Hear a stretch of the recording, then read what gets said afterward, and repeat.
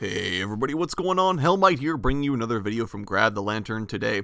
First, I want to wish everybody a happy holidays. I hope you had a good Christmas or Kwanzaa or Hanukkah or whatever it is you celebrate. I hope you had a good one, and I hope you're looking forward to 2018 with as much excitement as I am. Now, in sort of the spirit of the things, I want to be going through the things I'm looking forward to from Riot for League of Legends in the coming year. Call it Riot's Christmas presents, call it just what I'm looking forward to, but just things I want to see happen in League of Legends over the next year. I think that 2017 was a bit of an up and down season. I wouldn't necessarily say it was one of Riot's best, at least from a community standpoint, but I will say that I thought that there were a lot of good strides made forward, and I thought there were a lot of good things that came out of 2017, and I know full well that 2018 will be even better. Now, first and foremost, I want to be looking at, honestly, skins for needy champions. I know this is something not everyone empathizes with, but there are a lot of champions in the game that have been a long time since they last got skins. Especially someone like Kled, Alawi, Ivern. They all came out over the last couple of years and are still waiting on their first skin post-release. All the champions that recently got reworked, Galio, Evelynn, Urgot, they all need a skin post-rework as they're now back on the list, and I would love to see them get some more looks. And I would also love to see some skins for other champions that haven't been played or haven't gotten a skin a long time, but who are potentially underplayed. Shen in particular. I think the last skin he got was TPA Shen. That was 5 years ago, Riot. Get on that. Anyways, hopping off of that, the second thing I'm looking forward to are reworks for more under-the-weather champions, specifically, in my book, Mordekaiser, Nunu, and Fiddlesticks. Now, none of these champions are in a particularly bad state, gameplay-wise. They all play just fine. They have their own niches. In fact, many players can actually make them work even at higher elos. However, I think that all of these champions are incredibly dated appearance-wise. They look terrible. They don't necessarily play very well. They have their own design issues that have kind of been averaged out, but which aren't necessarily like perfect at the moment. And I would love to see all three of these champions up for rework at some time in 2018. Now, I'm very happy that Swain is finally getting his. He needed one. I'm very happy Aurelia is getting one. She definitely needed it.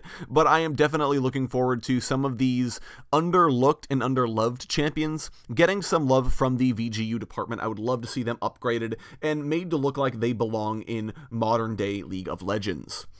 Along the same lines, I'm definitely looking forward to new champions. I think that Riot really pushed the boundaries this year of what is possible in a champion.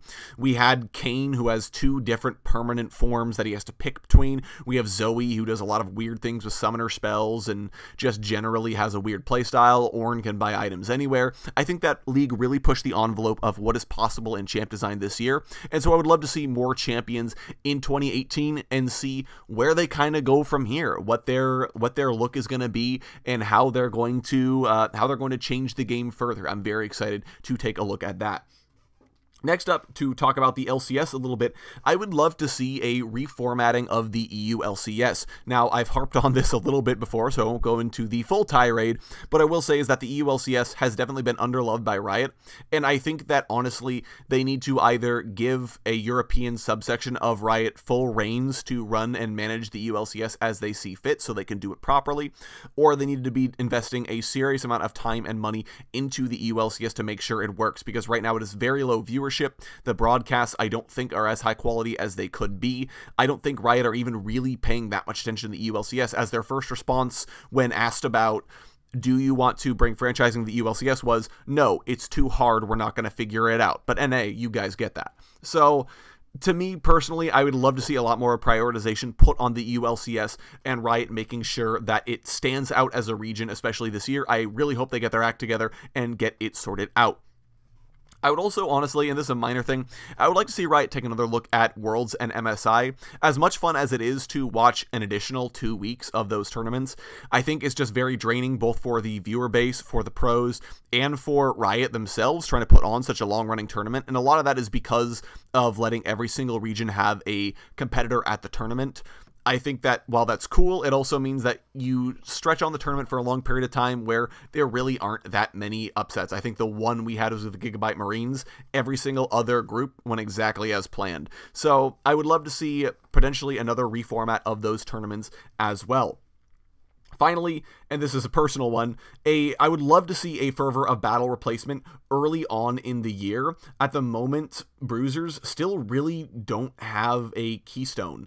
They're still suffering. 7.24b did not go far enough to help them. It was supposed to be the Bruiser patch, but it just kind of spot buffed a couple of them, nerfed a couple people who hurt Bruisers, and minorly buffed Ravenous Hydra. I would love to see more attention given towards Bruisers, and specifically a new Fervor of Battle replacement keystone added to the game, whether that's in the Resolve tree, Precision tree, doesn't really matter to me. I would love to see it happen at some point, as I feel like Bruisers really do need that.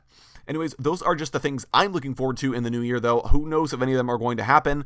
I'm just hoping that some of them do, and I'm going to be excited going into 2018 regardless. Let me know what things you guys are most excited for down in the comment section below. As an aside, there will not be a video uploaded on Monday, as it is the new year and I will be out celebrating with my family, but you can look forward to another video a week from today, or possibly earlier if I start putting up patch notes.